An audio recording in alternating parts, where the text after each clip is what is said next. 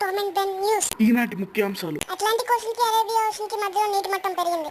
దాన్ని గూగుల్ అనే ఒక యాప్ లో జనాలు గుర్తించారు. అదొక పెద్ద భారీ ఆకారంలో ఉన్న పాము తలగా గుర్తించారు. హిందూ పురాణం మరియు బైబిల్లో కూడా ఈ పెద్ద పాము గురించి రాసింది.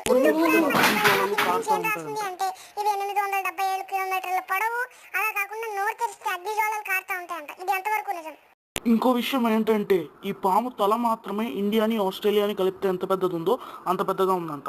అసలు ఈ పాముని ఏమని పిలుస్తారు? దీని పేరు లెవైథన్.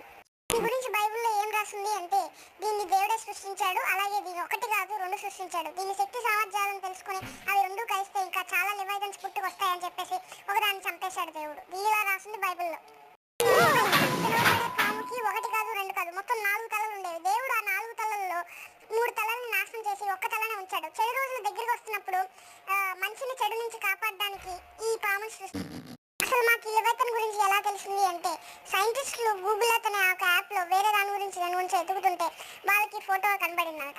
సో వెంటనే మా న్యూస్ ఛానల్ కి ఫోన్ చేసి చెప్పారు. ఇప్పుడు మేము ఈ లైవ్ టెలికాస్ట్ పెట్టాము. లెవైథన్ అని పిలువబడే పాము గురించి హిందూ పురాణం మరియు బైబిల్లో ఏం రాసింది అంటే ఇది ఒక్కసారి లెగిస్తేనే సూర్యుడి కిరణాలు మన భూమి మీద పడడం ఆగిపోతాయి. అంత ప్రమాదకరం అంటే ఈ పాము మన భూమి మీదకి వస్తుందని చెప్పేసి మనకి ఎవరు చెప్పారు? ఎలా తెలిసింది? ఈ సమాచారం మనకు అందించింది సైంటిస్టులు కాదు, ఒక చేప. దాన్ని డూమ్స్డే ఫిష్ అని అంటారు. డూమ్స్డే అంటే the last day in this earth. Doomsday fish అనేది 4000 కిలోమీటర్ల లోతులో సముద్రంలో ఉంటుందంట. అక్కడ ఏదో ఒక ప్రమాదం జరిగితేనే కానీ యాంగ్లర్ ఫిష్ కానీ డూమ్స్డే ఫిష్ కానీ ఇవేవి బయటికి రావని ఉత్తరాలు జారీ చేశారు. ఈ రోజుకింతే ఈ పాము గురించి ఇంకా తెలుసుకోవాలంటే టామ్ అండ్ బెన్ న్యూస్ కి సబ్స్క్రైబ్ చేసుకోండి. సైనింగ్ ఆఫ్, జై హింద్.